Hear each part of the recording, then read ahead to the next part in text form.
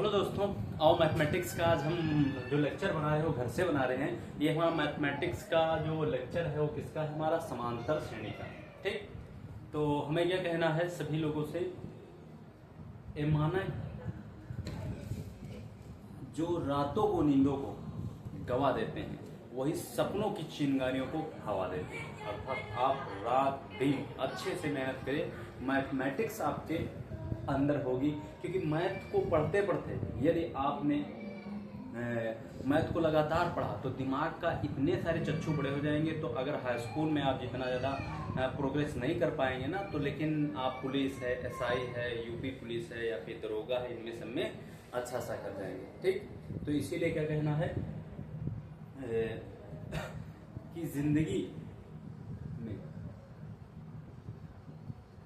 जिंदगी में पढ़ते पढ़ते ना हुआ तो क्या हुआ, कुछ ना हुआ तो क्या होगा, तजुर्बा।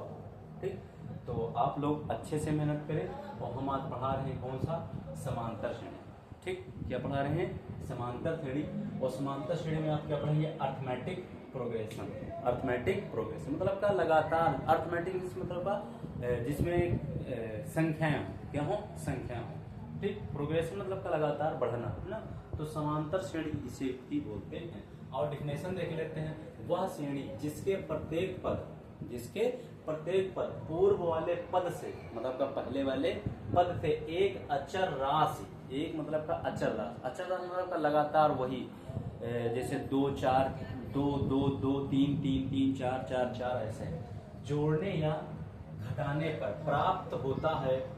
जो जोड़ने या फिर घटाने पर जो प्राप्त होता है वही क्या कहलाता है? हमारा समांतर श्रेणी कहलाता है। जैसे मान लेते हैं, एक एग्जांपल के तौर पे समझते हैं। एग्जांपल में देख लेते हैं, जैसे 2, तो 2 में अगर ऐड कर दें 2 तो कितना हो जाएगा?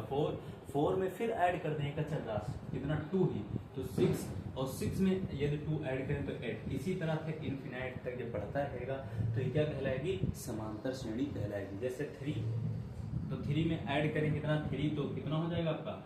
6, और फिर ऐड कर ले 3 तो कितना हो जाएगा? 9। कितना हो जाएगा आपका? 9। तो इसी तरह से अगर बढ़ती रहे श्रेणी तो ये कौन सी हो जाएगी? समांतर श्रेणी, अर्थमेटिक प्रोग्रेस। ठीक, आओ हम इसके बारे में थोड़ा और जानते हैं कि मतलब का इसमें कौन कौन से आपको पद लेना है। तो ये जो पद होते हैं हमारा A1, ठीक, मान लेते हैं पहला पद A1 होगा, फिर दूसरा पद A2 होगा, फिर क्या होगा? A3 होगा, फिर A क्या होगा? A4 होगा। इसी तरह से कितने पद हो जाएंगे? अनंत पद तक, AN तक। कितने हो जाते हैं? AN। यदि इस वाले पद में क्या देखें हम कि इस वाले पद को अगर ऐड करना हो, अगर पहला पद ये हो गया और इन दोनों का जो बीच का अंतर होता है जिसे बोलते हैं क्या? डी। क्या बोलते हैं हम? डी बोलते हैं। और इसी को बोलते हैं सर्वांतर। इसी को क्या बोलते हैं? डी भी बोलते हैं। क्या बोलते हैं? सर्वांतर। एक क्या होता है हमारा? प्रथम पद। कौन सा होता है? प्रथम पद, मतलब का पहला पद।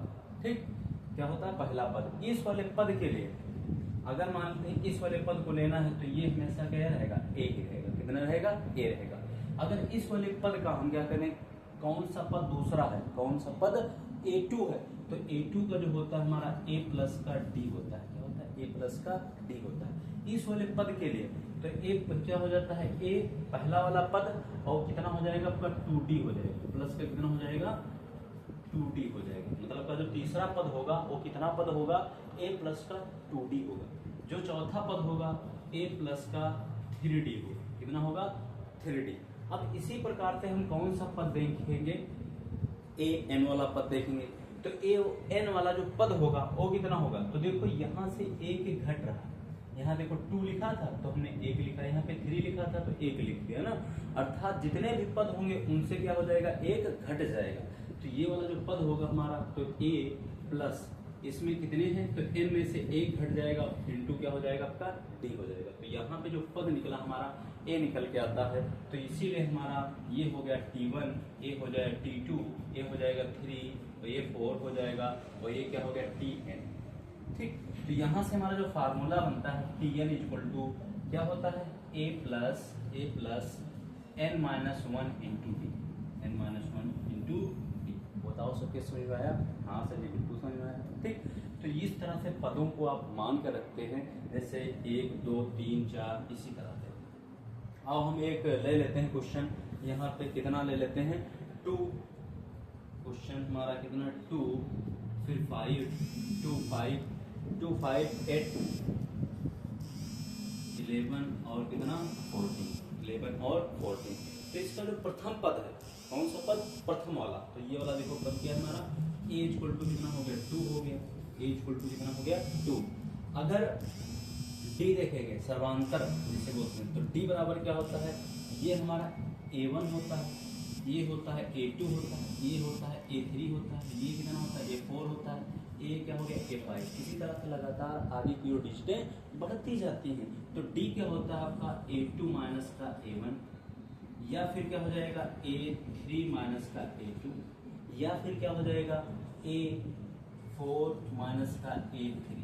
तो अर्थात किन्हीं पास के दो पदों का अंतर ही क्या कहलाता है, सर्वांतर कहलाता है, अर्थात d कहलाता है। तो यहाँ पे हम देखेंगे चाहे जो बदल लें, तो d इक्वल टू कितना हो जाएगा 5 माइनस का 2, तो d इक्वल टू कितना हो जाएगा 3 हो जाएगा, कितना हो जाएगा 3 हो जाएगा, ठीक। तो यहाँ पे d इक्वल टू कितना हो गया 3। अब इसमें कोई भी आपसे पद पूछ ले, कोई भी पद पूछ सकता है। तो अगर मान लेते हैं कोई पद पूछ ले, आप लोग स्क्रीनशॉट एक बार ले लीजिए, उसके बाद हम आगे की ओर बढ़ते हैं और सबको अच्छे से समझाते हैं ना। तो अगर मान लेते हैं यहाँ पे दो चीजें दी गई हैं, तो अगर हमको मान लेते हैं T3 वाला पद ज्ञात करना, मतलब का इसमें तीसरा पद ज्ञात करना, हमको पहले से पता नहीं, तो जो T3 का जो सूत्र है हमारा वो कितना है आपका a प्लस का 2d। तो तीसरा पद जो हो जाएगा हमारा a प्लस का 2d, a प्लस का 2d, अर्थात a घटा करके d से गुणा कर दो। तो a का देखो भैया मान कितना है 2 है सर जी, हाँ बिल्कुल सही है। और यहाँ पे 2 और d का मान ये कितना है, तो d का मान कितना है 3, d का मान कितना है 3। तो 2 प्लस का 3 2 जा 6, 3 2 जा 6, तो 6 और 2 कितना हो गया 8। क्या 8 ही है, देखो हाँ सर जी बिल्कुल है, देखो a3 अर्थात T3 क्या है आपका 8 ही तो है। तो आप इस तरह से नहीं, कितने भी पद हों अनंत पद आसानी से नोट डाउन कर लेंगे, निकाल लेंगे, ठीक। एक बार स्क्रीनशॉट ले लीजिए, फिर हम आगे बढ़ाते हैं।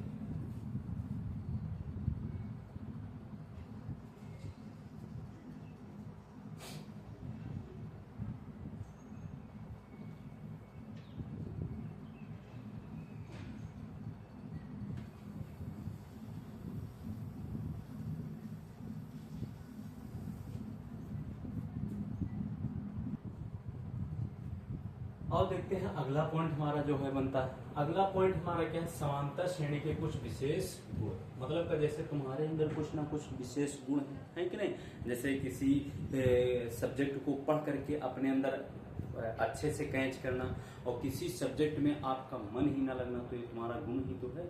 तो जैसे बहुत बच्चे क्या होते हैं, खेलने में स्ट्रांग होते, कोई पढ़ने में स्ट्रांग होता है, कोई किसी काम में स्ट्रांग होता है। इसी प्रकार समांतर श्रेणी के कुछ क्या होते हैं, गुण होते हैं। तो वो गुण क्या है, पहला हमारा क्या है, यदि किसी समांतर श्रेणी में क्या, यदि किसी समांतर श्रेणी में जो सभी पदों में क्या कर दिया जाए, जोड़ा जाए या फिर घटाया जाए, तो प्राप्त श्रेणी क्या कहलाएगी आपकी, वो भी कितनी होगी, समांतर श्रेणी ही होगी। जैसे मान लेते हैं, देख लो, जैसे 2 लिख दिया, 4 लिख दिया, 6 लिख दिया, और कितना लिख दिया 8 लिख दिया, ये हमारी कौन सी श्रेणी, समांतर श्रेणी।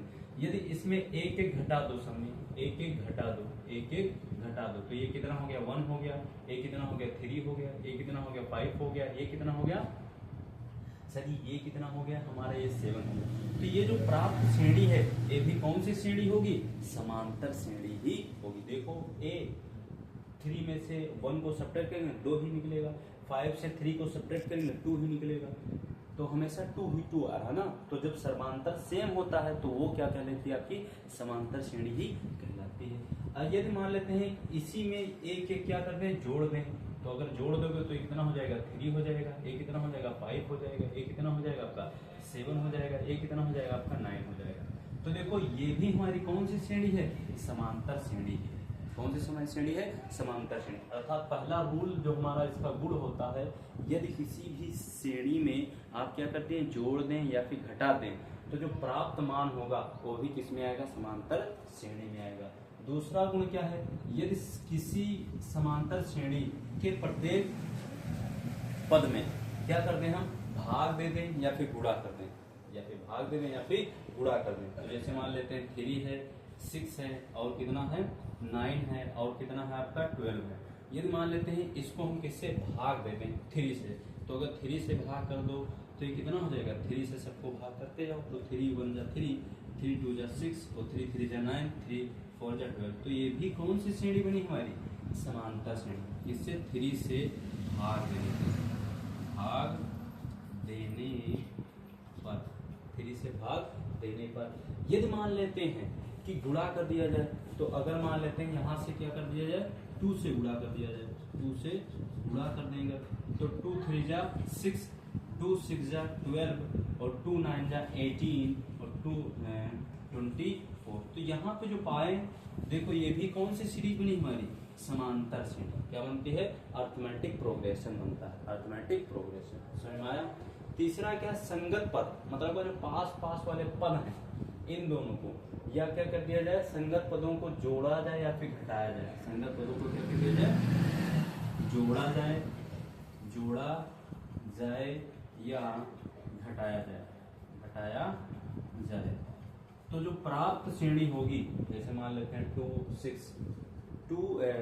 4 6 हो गया, अब 5 6 और 4 कितना हो जाएगा, 10 हो जाएगा, और फिर 8 और 6 कितना हो जाएगा, 6 2 जा 12 और 14 हो जाएगा। ठीक, तो ये वाली जो श्रेणी बनेगी ये भी कौन सी श्रेणी होगी हमारी, समांतर श्रेणी होगी।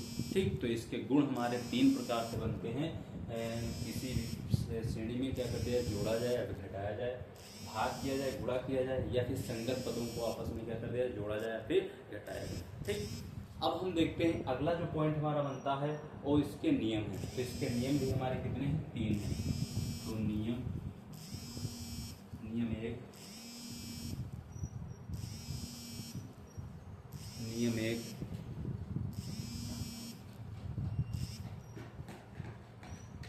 नियम 1 और कितने, नियम 2 और कितने, नियम 3। मान लेते हैं 3 इसके क्या है हमारे नियम है। ठीक, तो नियम कितने हमारे, 3।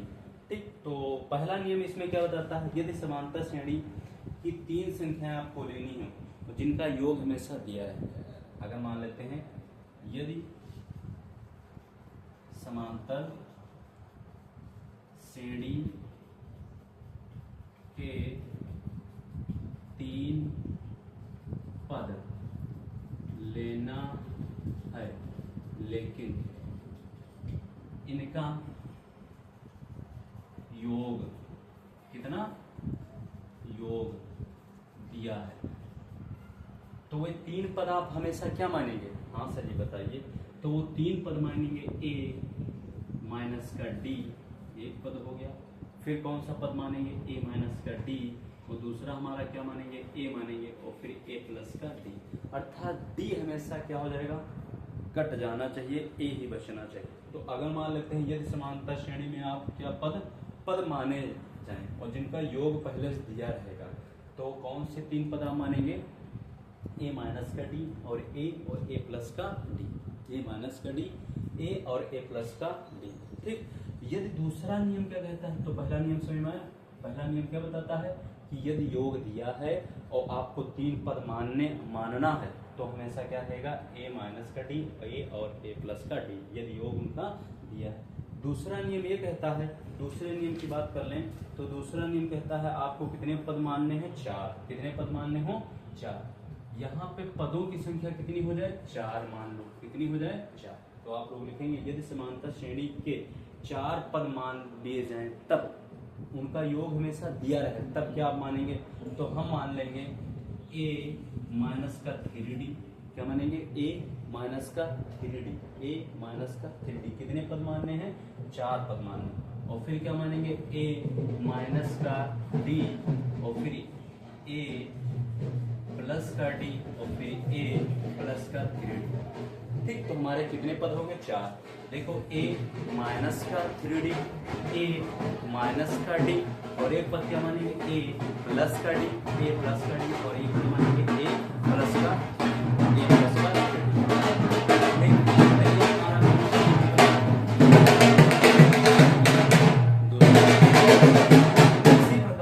यदि मान लेते हैं कितने पद मानने हो, हमें 5 पद मानने हो। कितने पद मानने हो?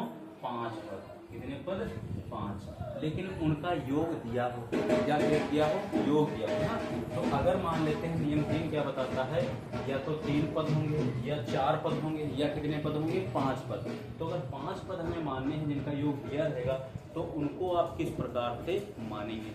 तो अगर अचर चीज कोई मानी जाएगी तो बीच में ए आना चाहिए। अगर चर कोई चीज कोई विषम चीज मानी जाएगी तो बीच में ए रखना है। अगर कोई सम चीज मानी जाएगी तो इस प्रकार से मानना ना। अब अगर मान लेते हैं 5 पद की बात कर लें, कितने पद की बात कर लें? 5 पद। तो आप क्या मानेंगे? एक मानेंगे हम a माइनस का 2d, a माइनस का 2d, और फिर कौन सा पद मानेंगे? a माइनस का d, और फिर तीसरा पद कौन सा मानेंगे? a मानेंगे, और चौथा पद हो जाएगा a प्लस का d, और पांचवा पद कौन सा मानेंगे? a माइनस का 2d प्लस का 2d। अब देखो प्लस माइनस कैंसिल हो जाएंगे, 5 a बच जाएगा। तो हमारे नियम कितने बनते हैं? 3। ठीक, तो ये भी हमारा इंपॉर्टेंट पॉइंट है। ठीक, तो ये नियम 3 है। इसके बाद हम बालाजी से और हम अपने कुछ अच्छे क्वेश्चंस को लेकर के आए हैं, वो आप लोगों को सॉल्व कराएंगे, आप लोग नोट कर लेंगे। ठीक,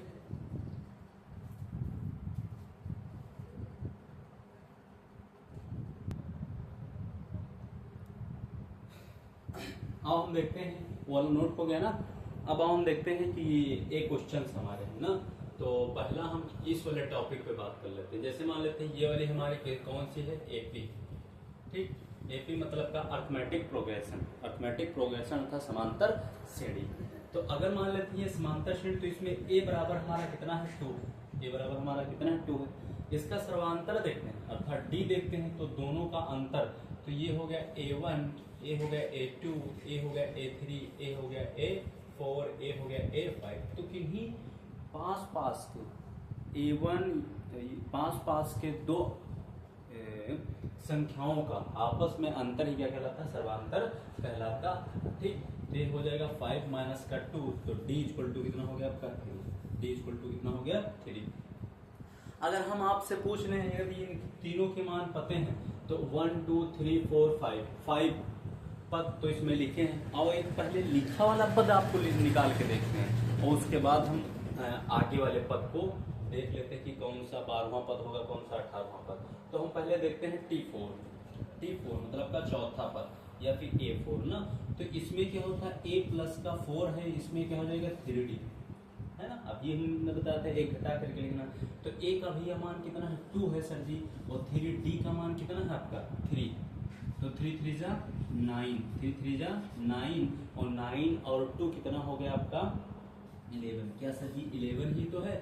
हाँ बिल्कुल, ये देखो 11 है बात क्या?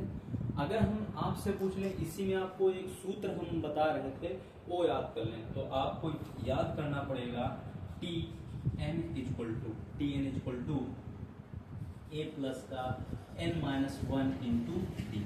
अब यहाँ पे जौन सा आपको पद निकालना है वही पद का मान रख लेंगे, आसानी से निकल आएगा। जैसे इसमें 5वां पद लिखा है तो 5वां पद आप लोगों को निकाल के दिखा देते हैं।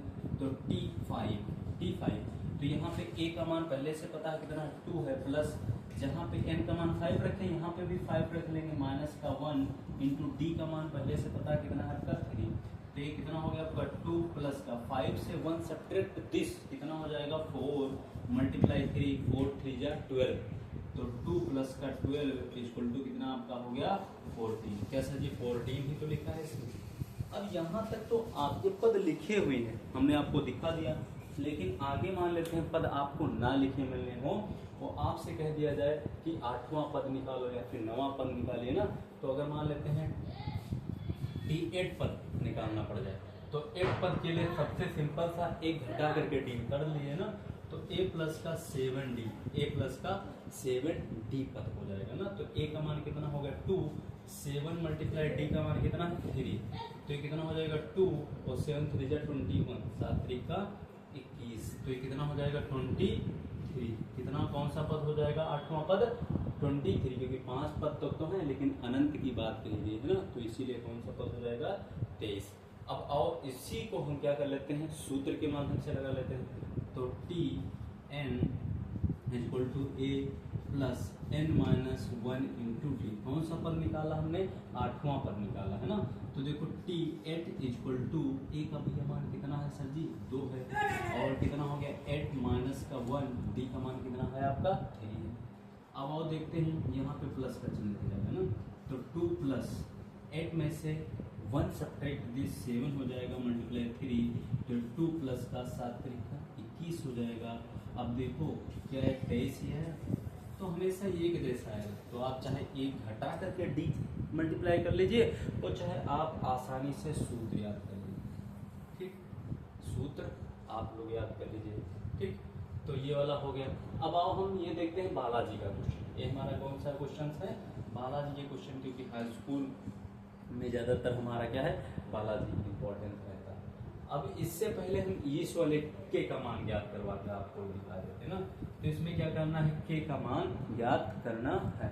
अब आओ के का मान ज्ञात करने के लिए अगर मान लेते हैं आपको कुछ नहीं पता, ठीक, तो ये ऐसे क्वेश्चन जो एपी में दिए जाएंगे ना, तो ये बीच वाला पद सबसे आगे रख लीजिए, तो x प्लस का के, और इन दोनों का क्या ले लीजिए औसत। औसत समझते हैं ना सभी लोग कि सभी का योग बटे कुल पद, तो ये कितना हो जाएगा 2 प्लस का 6 बटे कितना 2 हो जाएगा। अब आओ 3 प्लस का k इक्वल टू 6 और 2 कितना हो गया 8 हो गया, कितना हो गया 8 अपॉन 2, 2 1 जा 2, 2 4 जा 8 हो गया, 2 4 जा 8 हो जाएगा। तो ये 3 प्लस का k इक्वल टू 4, अब ये प्लस में है उस पर जाएगा किस में हो जाएगा सभी माइनस में हो जाएगा, तो k इक्वल टू 4 माइनस का 3, तो k इक्वल टू 1, ठीक, इक्वल टू 1, ठीक। तो ये वाला क्वेश्चन हो गया। अब आओ हम ये वाले क्वेश्चन करने के बाद हम इसमें जो समांतर श्रेणी में एपी में दिया गया है एपी, तो x का मान याद करें। अगर मान लेते हैं ये चीज दे गई है, अगर एपी में है तो सिंपल सा काम, अगर x का आपको ज्ञात करना तो कुछ तो हमें पता नहीं है, लेकिन हमें एक चीज पता होती है कि जो d होता है वो क्या होता है, वो क्या होता है सर जी, अभी तो आपने बताया था कि a2 माइनस का a1 होता है। हाँ सर जी, और क्या होता है a3 माइनस का a2 होता है। ये सब किसके मान होते हैं d के मान होते हैं। d हमेशा कैसा होता है बराबर रहता है, कैसा रहता है बराबर। तो आप क्या ये मान सकते हैं ये a1 है, ये a2 है, ये कितना है a3 है कि बात कि नहीं। तो अगर मान लेते हैं हम ये दो साथ साथ वाले पद ले लें तो यहाँ से नहीं हमारा x का मान निकल आएगा। हाँ देखते हैं कैसे निकल के आएगा। तो a2 का मान कितना है आपका x है, a2 का मान कितना है x है, और a1 का मान कितना है, तो a1 का मान है माइनस का 4/5, माइनस का 4/5 इक्वल टू a3 का सर जी मान कितना है, तो a3 का मान कितना 2 है, और a2 का मान भैया कितना है माइनस का x है बात क्या। हाँ सर जी बिल्कुल समझ में आ गया। अब ये माइनस का है, इस पर आएगा किसमें हो जाएगा सर जी प्लस में हो जाएगा, ठीक, तो x प्लस का x हो जाएगा।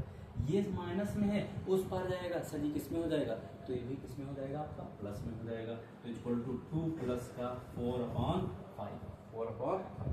x और x कितने होते हैं सर जी 2x होते हैं, हमको पता है। हाँ बिल्कुल आप लोग स्मार्ट हैं, इंटेलिजेंट। 5 2 जा 10 और 10 और ये कितना हो गया 4, कितने हो गए 14 हो गए, ठीक, 5 दूनी 10 और 4 14, तो ये कितना हो जाएगा आपका 14/5। ये गुणे में है, इस बार नीचे आएगा किसमें हो जाएगा सर जी भाग में आ जाएगा। हाँ बिल्कुल आ जाएगा। तो x इक्वल टू 14 कितना 5 मल्टीप्लाई कितना 2। अब देखो 2 1 जा 2, 2 7 जा 40, क्योंकि ये नीचे है ऊपर है, तो 2 करें 2 2 7 14। तो x इक्वल टू जो मान निकला हमारा 7 कितना निकला सर जी 2 निकला, 7 कितना निकला 2 निकला, ठीक। आओ अगला क्वेश्चन करते हैं बालाजी का, हम दूसरा क्वेश्चन उठा लेते हैं, क्वेश्चन नंबर 2। ठीक, तो आसानी से आप लोग समझते जाएं और आसानी से नोट करते जाएं। अगर वीडियो तेज चल रहा तो उसको स्लो मोशन में कर लेंगे, अन्यथा उसको वहीं पे रोक देंगे, अच्छे से समझ लेंगे। ठीक, तो क्वेश्चन नंबर 2 में कहा गया है k प्लस का 9, फिर क्या है आपका 2k माइनस का 1, फिर क्या लिखा है 2k प्लस का 7। ठीक, क्या लिखा है k प्लस का 9, 2k माइनस का 1 और 2k प्लस का 7। अब ये वाले जो पद दिए गए हैं ये किस में दिए गए हैं, एपी में दिए गए, अर्थात समांतर श्रेणी अर्थमेटिक प्रोग्रेशन में दिए गए हैं। हमें क्या करना है कि इसमें k का मान फाइंड आउट अर्थात निकालना है। हाँ बिल्कुल निकाल सकते हैं। अभी भी हमने बताया है जो d होता है वो चाहे इस वाले से इसको घटा दे, इस वाले इसको चाहे जो पद से घटा दिया जाए वो हमेशा कैसा रहेगा, एक जैसा रहेगा। तो ये वाला जो पद है हमारा a1 है, ये वाला पद है a2 है, ये वाला पद a3 है। ठीक, तो d इक्वल टू क्या हमारा जो होता है तो a2 माइनस का a1 बराबर यही से a3 माइनस का a2। ठीक, और मान रख लेते हैं, तो ये मान कितना हो जाएगा आपका 2k माइनस का 1 और फिर माइनस का चिन्ह लगाएंगे a1 का आपका क्या है प्लस का 9, k प्लस का 9। हाँ sir ji, equal to a3 हमारा क्या है आपका 2k प्लस का 7 और a2 हमारा कितना हो जाएगा माइनस का 2k माइनस का 1 और ब्रैकेट में ठीक ब्रैकेट और देख लेते हैं, तो ये हो जाएगा 2k माइनस का k, पहले माइनस का 1 लिख लो और फिर माइनस का k और माइनस का प्लस माइनस 9 और ये कितना हो जाएगा आपका 2k प्लस का 7 और माइनस का 2k माइनस प्लस का 1। अब यहाँ पे देखो ध्यान से, ये वाला किसमें है प्लस में और ये वाला किसमें है माइनस में, ये दोनों क्या हो गए कैंसिल आउट। यहाँ पे देखो 2k है, यहाँ से 1 सब्ट्रैक्ट दिस तो कितना हो जाएगा, इसको हम क्या यहाँ पे लगा दें, हाँ सर लगा दो, तो 2k माइनस k हो जाएगा तो कितना बच जाएगा आपका k सर जी बच जाएगा, हाँ बच जाएगा। अब देखो माइनस का 9 और माइनस का 1, माइनस का कितना हो जाएगा सर जी 10 हो जाएगा। हाँ अभी देखो प्लस का 7 और प्लस का 1 कितना हो जाएगा प्लस का 8 हो जाएगा, प्लस का कितना हो जाएगा 8 हो जाएगा। अब ये माइनस का उस पार किस में हो जाएगा प्लस में हो जाएगा, तो k is equal to 8 plus का 10, तो k का मान कितना आ गया आपका 18, k का मान कितना आ गया 18। ठीक, तो यहाँ से k का मान आसानी से फाइंड आउट कर लेते हैं, वो आप लोग स्क्रीनशॉट ले सकते हैं या फिर नोट कर सकते हैं।